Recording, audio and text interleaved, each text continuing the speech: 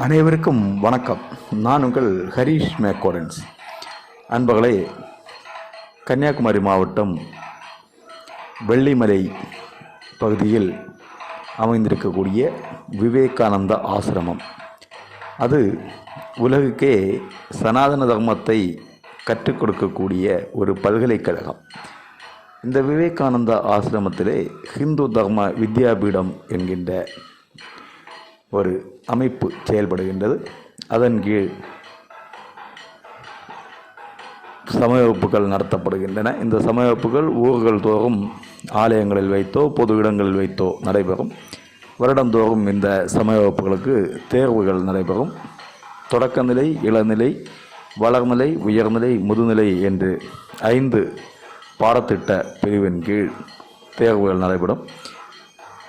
முதுநிலை வெற்றி பெறுபவர்கள் வித்யாஜோதி என்று பட்டம் வழங்கப்படுவார்கள். இந்த முதுநிலை வெற்றி பெறுபவர்கள் சனாதன தர்மத்தினுடைய ஒரு குறிப்பிட்ட அளவுக்கான அறிவை உடையவர்களாக ஆவார்கள்.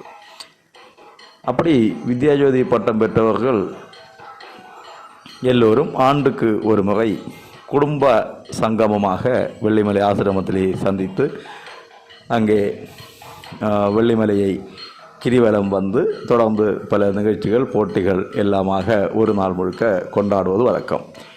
இந்த 2024ஆம் ஆண்டும் அந்த நிகழ்ச்சி ஜனவரி மாதம் 25ஆம் தேதி வெள்ளிமலை ஆசிரமத்தில் நடைபெற்றது.